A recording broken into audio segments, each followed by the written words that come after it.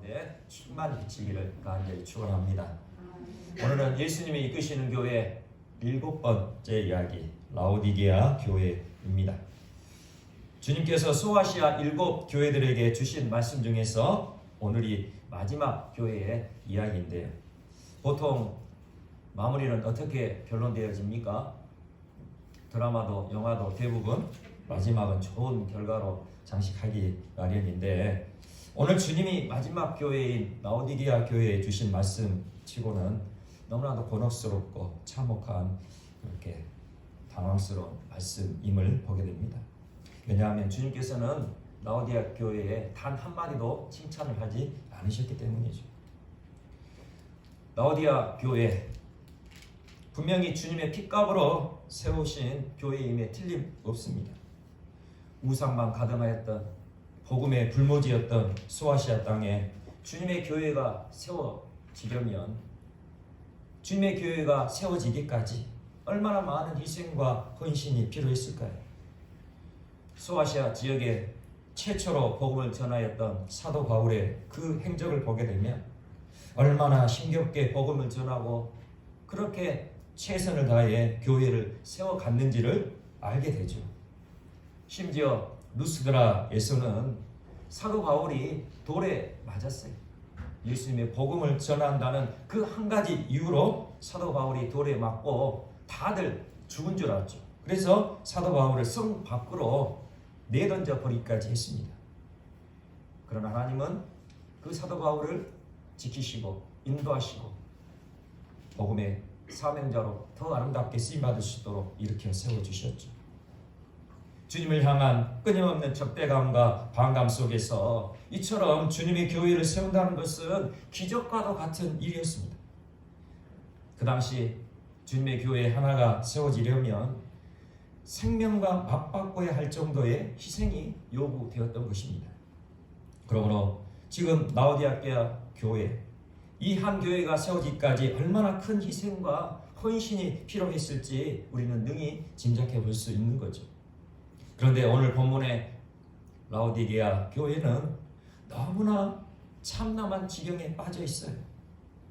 그렇게 피눈물로, 기도로, 말씀으로 세워진 교회도 어느덧 변질되어지고 무너질 수 있다는 것을 오늘 말씀을 통해 우리가 알게 됩니다.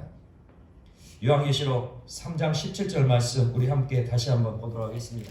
3장 17절 말씀 우리 함께 보도록 하겠습니다. 시작.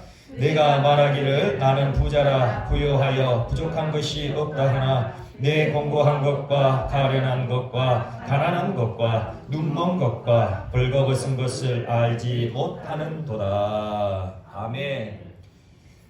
지금 라오디게아 성도들은 스스로 부자라 여기고 부족함이 없다 그렇게 생각하지만 주님께서는 오히려 그들이 가련하다, 가난하다, 그리고 그들의 헐벗은 것, 그 수치를 고발하고 계시죠. 여기서 우리가 알아야 할 것은 주님의 생각과 주님의 기준이 우리의 생각과 우리의 기준과 다를 수 있다는 사실입니다.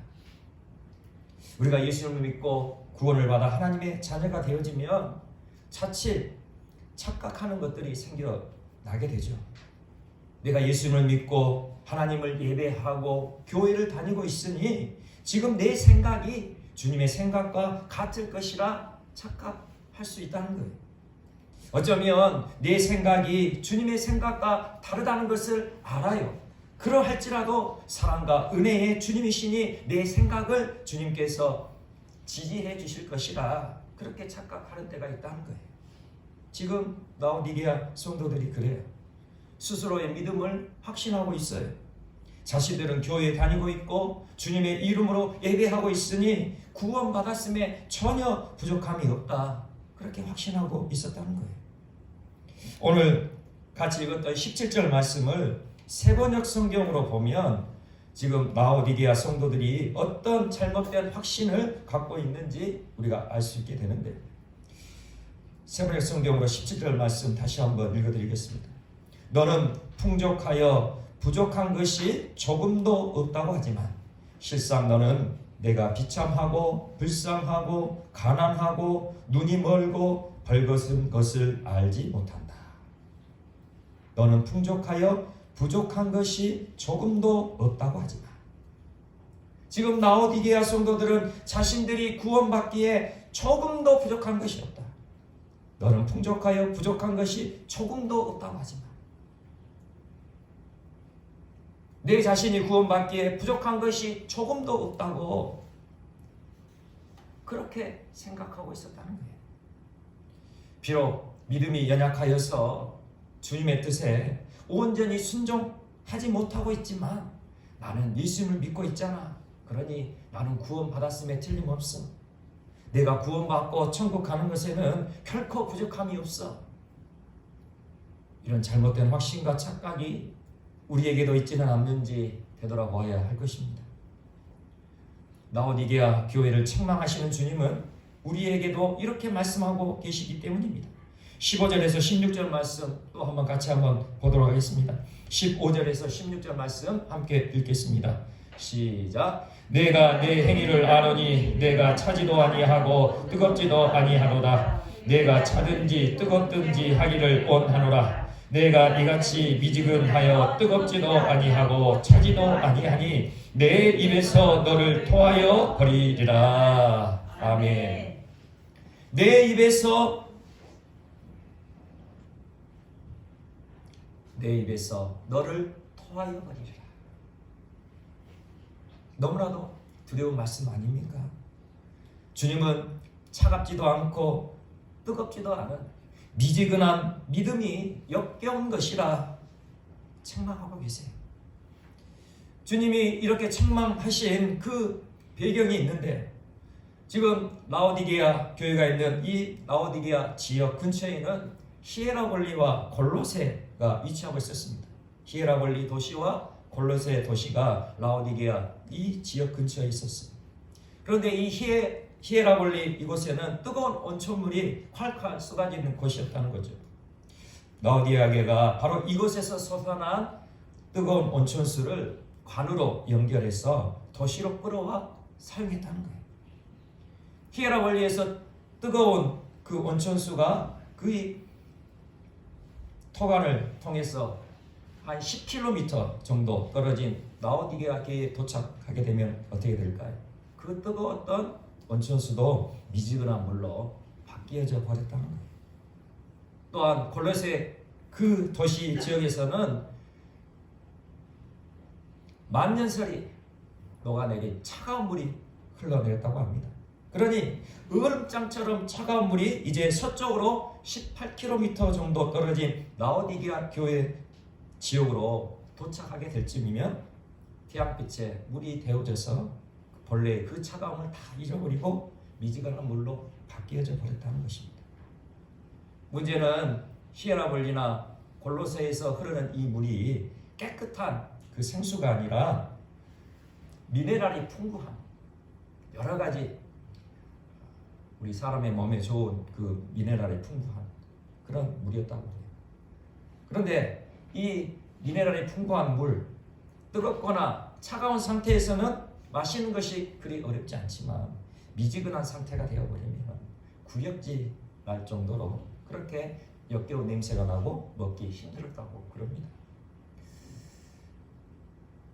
예를 들어 한번 생각해 보세요. 아마 나이 드신 분들은 대장 내시경을 한번 해보신 분들 계실 거예요. 그 대장 내시경 하려면 어떻습니까? 그날 저녁에 밤새도록 마셔야 하는 물 있죠. 그 물을 한번 떠올리시면 이해가 확 오실 거예요. 다시는 마시고 싶지 않은 그 미적지근한 그 물처럼 우리의 미지근한 믿음으로는 결코 하나님의 마음을 기쁘게 해드릴 수가 없다는 것입니다. 아니, 하나님께 기쁨을 드리고 안 드리고의 문제가 아니라 우리의 구원의 문제가 걸려 있음을 우리는 분명히 알아야 된다는 거예요. 미지근한 믿음, 먹기에 역겨운 그 미지근한 물처럼 미적지근한 그 믿음으로는 결코 구원받을 수 없다는 거예요. 만약 우리의 믿음이 미지근하여 주님의 입에서 토해내 버리신다면 어떻게 될까요? 한번 토해낸 그 더러운 토사물 보는 것조차 꺼려지겠죠. 아마 보인다면 멀리 피해가지 않겠습니까? 그러니 두려운 것입니다. 한번 토해져 버린 그 토사물은 아무도 되돌아보려 하지 않는다는 거죠. 그러니 두려운 것입니다. 그러니 우리의 믿음은 뜨거울 때는 뜨거워야 되고 차가울 때는 차가워야 될 줄 믿습니다. 우리의 믿음이 뜨거울 때는 뜨겁고 차가울 때는 차가운 믿음으로 온전히 세워지시기를 간절히 축원합니다. 아멘. 주님이 그래서 우리 모두에게 지금 명령하고 계세요. 내가 차든지 뜨겁든지 하기를 원하노라. 아멘. 먼저는 우리의 믿음이 차가워지기를 간절히 소망합니다.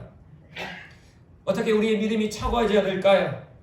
우리의 믿음은 진리의 말씀으로 냉철하게 분별할 수 있는 능력을 가져야 된다는 거예요. 막연하게 내 생각이 주님의 생각과 맞을 거야. 그러면 하나님의 기준을 명확하게 생각하지 않고 그저 내 생각대로 행동해서는 안 된다는 거죠. 우리 모든 삶의 기준은 오직 성경 말씀이 되어야 할 줄 믿습니다. 차가운 검과 같은 하나님의 말씀으로 내 생각과 내 관점과 내 뜻과 내 계획을 완전히 쪼개내어 우리의 모든 말과 행동을 하나님의 기준에 맞춰야 합니다.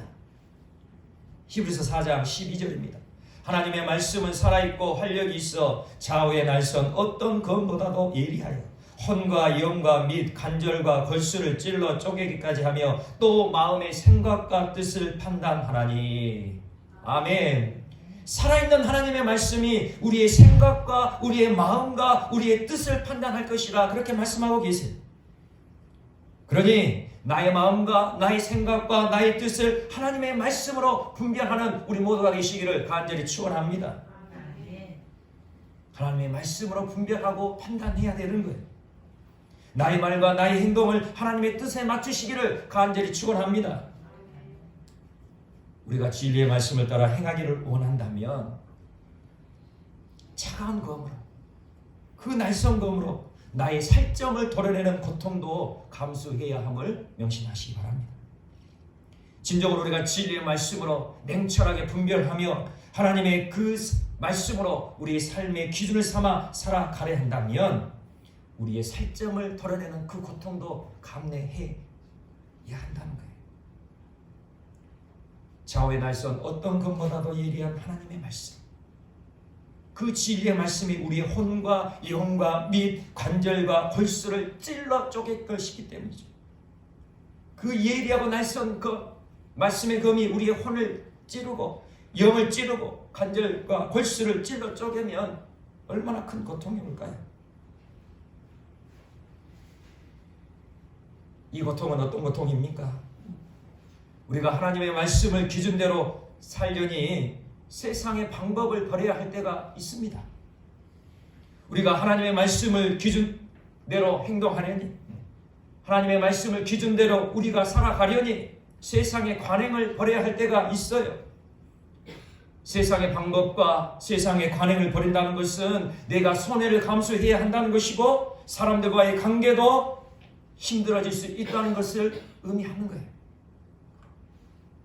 하나님의 말씀을 따라, 하나님의 말씀의 기준을 따라 우리가 살아가다 보면 나에게 피해가 올 수가 있고 사람들 관계 속에 힘들어지는 그 관계가 있을 수 있다는 거예요.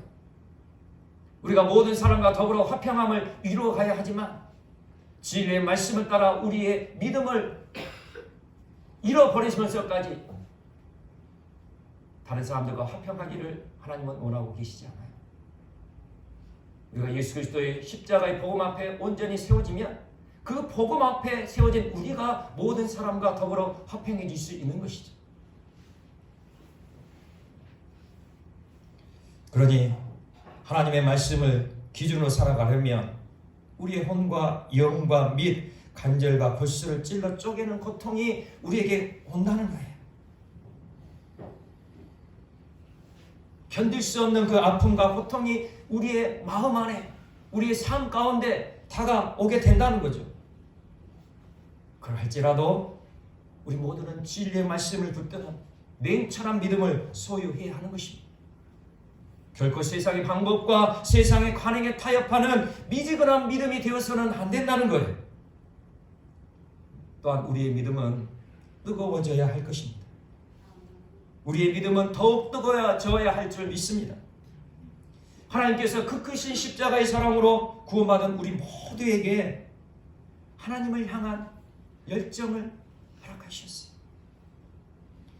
십자가 사랑으로 구원받은 우리 모두는 하나님을 향한 열정으로 불타오르야 된다는 거죠. 사랑하는 사람 한번 생각해 보세요. 정말 사랑하는 사람, 열정의 사람이 될 수밖에 없죠. 진짜 사랑하는 사람을 만나기로 약속을 했어요. 정말 사랑하는 사람을 만나기로 약속을 했는데 늦잠을 자서 약속 시간을 어기는 사람을 보셨습니까? 만약 늦잠을 자서 약속을 어겼다면 그 사랑은 진짜 사랑이 아닌 거죠. 사랑은 개구로 찌든 옷을 벗어버리고 게으름에 두툼한 솜 이불을 박차고 일어나게 하는 열정을 불어일으키게 된다는 것이죠. 또한 사랑하면 자신을 희생하는 것을 마다하지 않습니다. 진짜 사랑하는 사람이, 내가 정말 사랑하는 사람이 원한다면 그 소원을 들어주지 않을 사람을 보셨습니까? 물론 자신의 능력 밖의 소원을 요구한다면 그건 안 되겠죠. 자기야, 내가 지금 다리가 아파서 좀 업어줄래? 그런데 도저히 업어줄 힘이 없다. 여자분은 너무나 튼튼하셔서 80kg 가시고 남자는 겨우 50kg 간다면 좀 어렵지 않을까요? 하지만 정말 사랑한다면 다리를 부들부들 떨면서도 한 번이라도 업고 서려는, 그러다 엎어져 코가 깨지더라도 한 번 업고 서보려는 그 노력은 하지 않겠습니까? 그렇게 사랑은 열정을 불러일으키게 되는 법이죠. 베드로전서 1장 22절입니다. 너희가 진리를 순종함으로 너희 영혼을 깨끗하게 하여 거짓이 없이 형제를 사랑하기에 이르렀으니 마음으로 뜨겁게 서로 사랑하라. 아멘. 너희가 진리를 순종함으로 너희 영혼을 깨끗하게 하여 거짓이 없이 형제를 사랑하기에 이르렀으니 마음으로 뜨겁게 서로 사랑하라. 무엇을 말씀하시는 겁니까? 우리는 먼저 진리 가운데 세워져야 할 것입니다. 우리는 먼저 진리 가운데 냉철한 믿음을 가져야 한다는 거예요. 우리가 진리의 말씀을 붙들고 그 진리의 말씀을 우리 삶의 기준으로 삼아 순종할 때에 우리의 영혼은 하나님이 받으시기에 합당한 깨끗하고 거룩한 영혼이 됨을 기억하시기 바랍니다. 네. 너희가 진리를 순종함으로 너희 영혼을 깨끗하게 하여. 하나님의 말씀, 진리의 말씀을 우리가 붙들고 그 진리의 말씀이 나의 삶의 기준이 되어 그 말씀대로 순종하여 갈 때 우리의 영혼이 거룩하고 정결하게 보존되어질 것입니다. 그리하고 난 다음에야 우리는 거짓이 없이 형제를 사랑하게 될 것입니다. 너희가 진리를 순종함으로 너희 영혼을 깨끗하게 하여 거짓이 없이 형제를 사랑하기에 이르렀으니.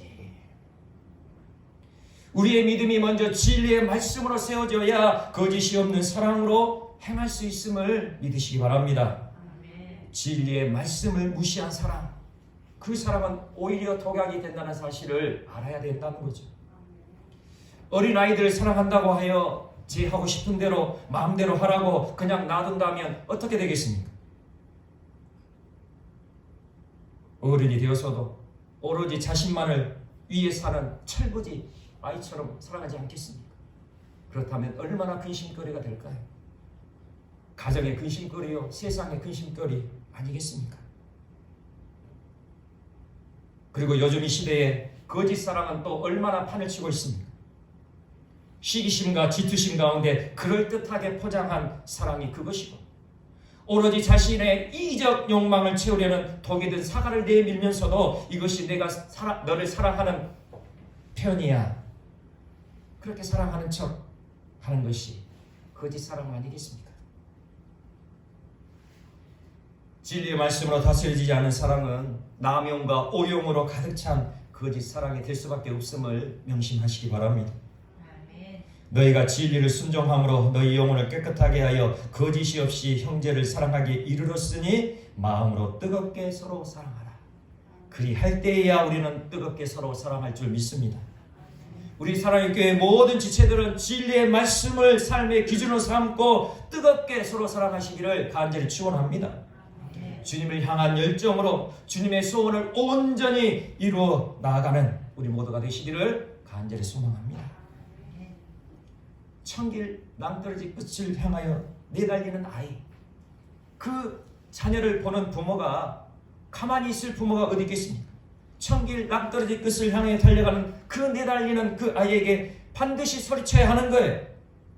듣기 싫어할지라도, 듣지 않으려 해도 고함을 쳐야 되는 거예요. 왜 고함 칩니까? 19절입니다. 함께 읽겠습니다. 19절 말씀 함께 읽겠습니다. 시작. 우리 내가 사랑하는 자를 책망하여 징계하노니 그러므로 내가 열심을 내라 회개하라. 아멘. 왜 책망합니까? 왜 징계하십니까? 사랑하니까. 사랑하시니까 책망하고 징계하고 회개하라, 그렇게 말씀하시는 거죠. 주님이 말씀하시잖아요. 내가 사랑하는 자를 책망하여 징계하노니.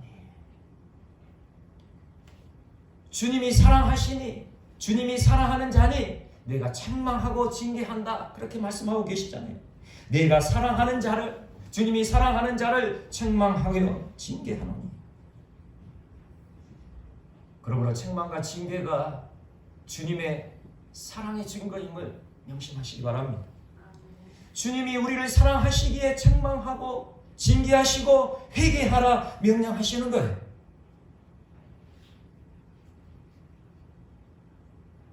어떤 분들은 교회에 와서 회개하라 회개하라, 제발 그 말씀 좀 안 했으면 좋겠다, 그렇게 말씀하시는 분들 계세요. 그런데 교회에 와서 회개하라 라는 말을 안 들으면 어디에서 회개하라는 말을 들을 수 있을까요?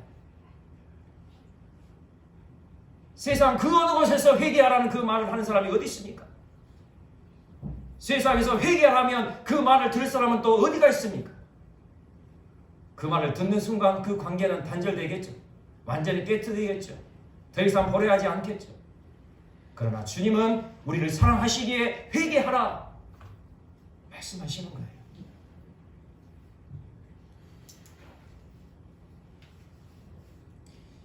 회개하라는 주님의 명령을 결코 불편하게 생각해서는 안 될 것입니다. 왜냐하면 회개하라는 명령 안에는 주님께서 나를 사랑하시는 뜨거운 그 고백이 담겨있기 때문이죠. 내 입에서 너를 토하여 버리리라 책망하신 주님, 뭐라고 말씀하셨습니까? 내 입에서 너를 토하여 버리리라. 토했다는 것입니까? 아직 안 토했다는 것입니까? 아직 안 토하셨다는 거죠. 토하여 버리리라. 아직 기회가 있다는 거예요. 주님이 아직 우리를 토해내지 않으셨기에 회개하라 명령하고 계시는 거예요. 다들 경험해 보셨겠지만 속이 메스껍고 역겨울 때 한번 토하고 나면 얼마나 속이 시원하고 편합니까? 속에서 꿀렁꿀렁 넘어오는 것을 참아내는 것 얼마나 고통스럽고 힘듭니까? 그런데 지금 주님께서는 주님의 그 속에서 꿀렁꿀렁 넘어오는 그 더러운 토사물, 그 토사물을 토해내지 않으시고 다시 삼키시고 또 삼키시고 또 삼키시고 그러시면서 열심을 내라 회개하라 그렇게 명령하고 계신단 말입니다. 만약 끓는 물, 팔팔 끓는 물에 개구리를 넣는다면 어떻게 될까요? 아마 곧바로 뛰쳐나오겠죠. 발이 닿는 순간 아마 펄쩍 뛰어 나올 거예요. 하지만 적당한 온도의 물, 개구리가 생활할 만한 그 상온의 온도에 그 물에 개구리를 넣는다면 아주 평안하게 수영을 즐기겠죠.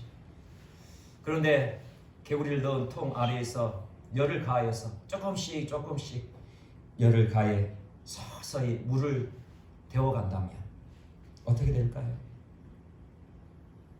서서히 0.1도씩 그렇게 서서히 물을 데워간다면 개구리는 그 데워지는 따뜻한 물에 적응하며 계속 물에서 나올 생각을 하지 않을까요? 점점 물은 뜨거워지고 있는데도 말이죠. 결국 개구리는 푹 삶아져 죽고 말았다는 실험 결과는 우리에게 어떤 교훈을 주고 있을까요? 조금씩 미지근하게 변질되어집니다. 나는 부유하다. 나는 조금도 부족함이 없다. 그렇게 생각하면서 조금씩 미적지근하게 변화되어지는 우리의 믿음을 감지하지 못한다면, 그러면서도 나는 여전히 구원받았으니 천국 갈 거야. 나는 틀림없이 천국 갈 수 있어. 그렇게 살아가다가 어느 날 주님의 입에서 토해내져 버린다면, 그런 끔찍한 상황이 온다면 어떡할까요? 이번 한 번은 괜찮겠지. 지금 상황에서 내가 어떻게 할 수 있겠어? 어쩔 수 없잖아. 그렇게 눈에 좋아 보이는 것만 따라가다 보면, 그렇게 귀에 좋게 들리는 것만 쫓아가다 보면 조금씩 우리의 믿음은 미적지근하게 변하죠. 푹 삶아진 개구리가 바로 내 자신이었음을 발각할 날이 오게 된다는 거죠. 그날에는 주님의 입에서 토해져 버린다면 더 이상 구원받을 기회가 없음을 명심하시기 바랍니다. 열심을 내라, 회개하라, 그렇게 주님이 말씀하실 때 우리는 주님의 십자가를 다시 붙들어야 할 줄 믿습니다. 예수 그리스도를 다시 바라봐야 한다는 거죠. 다시 예수 그리스도의 십자가 아래 겸손히 엎드려야 되는 것이죠.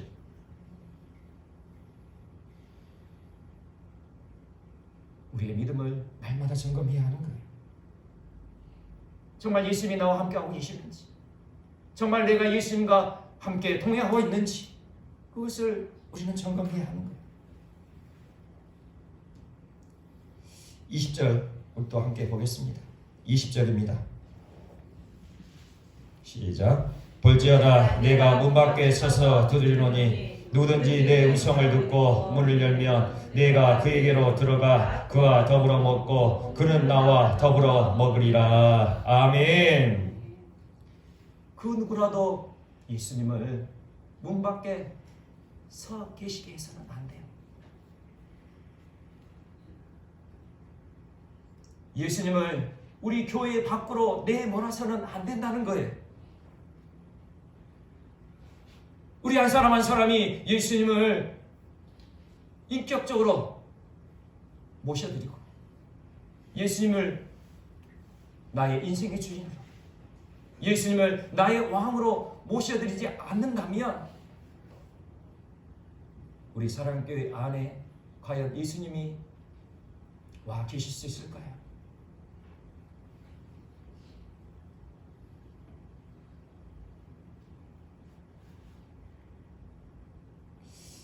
우리의 마음을 활짝 열어 예수님을 나의 왕으로 온전히 모셔드리는 우리 모든 사랑교회 지체들 되시기를 간절히 축원합니다. 우리 사랑교회 모든 지체들 한 영혼 한 영혼이 예수님이 나의 주인이십니다. 예수님이 나의 삶의 주인이십니다. 예수님이 나의 왕이십니다. 그렇게 고백하면서 충성되고 참된 증인으로서의 삶을 살아가시기를 간절히 축원합니다.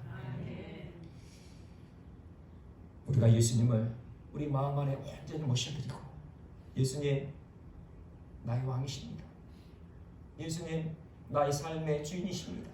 그렇게 고백하며 동행하며 살아갈 때 우리 사랑교회가 예수님을 모시는 교회가 되어질 거예요. 우리 한 사람 한 사람이 예수님을 모셔 살아갈 때에만 우리 사랑교회가 예수님을 모시는 교회가 된다는 거죠. 예수님 우리 교회 가운데 함께해 주세요. 하나님 거룩한 임재 가운데 이곳에 역사해 주세요.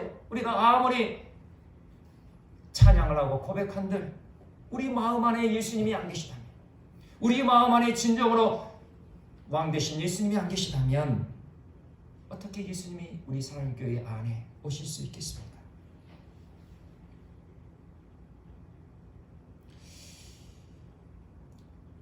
우리 사랑교회가 예수님을 모시는 교회가 되어야 우리 모두가 예수님이 약속하신 그 놀라운 축복을 받아 누릴 수 있는데요.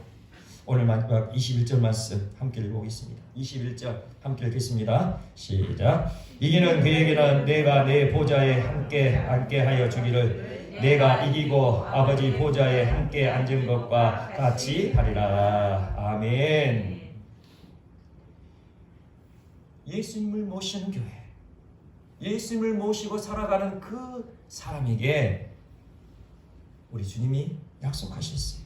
놀라운 축복을 약속하셨죠. 이기는 그에게는 내가 내 보좌에 함께 앉게 하여 주기를.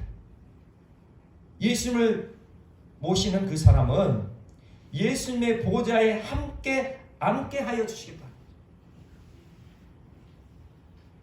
예수님이 하나님 아버지 보좌에 함께 앉은 것과 같이 예수님을 마음 안에 모시고 예수님이 나의 왕 되심을 고백하며 그렇게 살아가는 그 한 사람 한 사람을 예수님의 보좌에 함께 앉게 해주시겠다.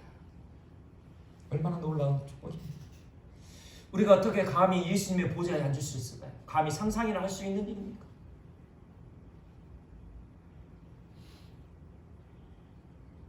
하나님의 보좌, 주님의 보좌, 거기에 우리가 어떻게 앉을 수가 있습니까? 누추하고 초라하고 보잘것없이 너무나도 나약한 우리인데 어떻게 전능하신 그 하나님, 위엄하신 그 하나님, 영광에 풍성한 그 하나님 보좌에 우리가 어떻게 앉을 수가 있냐는 거죠. 그래서 저는 이 말씀을 묵상해 봤어요. 어떻게 우리가 이 주님의 보좌에 앉을 수 있을까? 만약 우리가 천국에 가서 주님의 보좌가 있어요. 그래서 주님께서 그래 여기 한번 앉아라 그렇게 한다면 과연 우리 그런 말을 들어도 앉을 수 있을까요? 도저히 상상할 수 없는 거죠.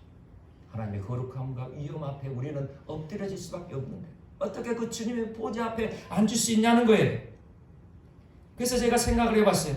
과연 이것이 어떻게 될까? 어떻게 감히 내가 주님의 보좌에 앉을 수 있지? 생각하다가 무릎을 탁 쳤습니다. 어떤 생각이 떠올랐어요. 사랑하는 자녀를 무릎에 앉히고 꼭 안고 있는 부모의 모습을 생각하게 될 거예요. 예수님, 우리 주님이 주님의 보좌에 앉아 계시고 형규야 이리 와 그렇게 부르시고는 예수님께서 나를 예수님의 무릎에 앉으신 거예요. 보좌에 앉으신 주님의 무릎에 앉은 저 바로 주님의 보좌에 앉은 그 놀라운 축복이 임하신 것 아니겠습니까? 이 자리에 함께 하신 우리 모두에게 또한 이 자리에 참여하지 못하고 있는 우리 모든 사람의 지체 가운데 이 놀라운 축복이 임하시기를 소망합니다. 아멘. 영원한 하나님 나라 천국에 갔을 때 예수님이 우리 한 사람 한 사람을 부르세요. 누구야? 누구야? 이리 와. 내 무릎에 앉아.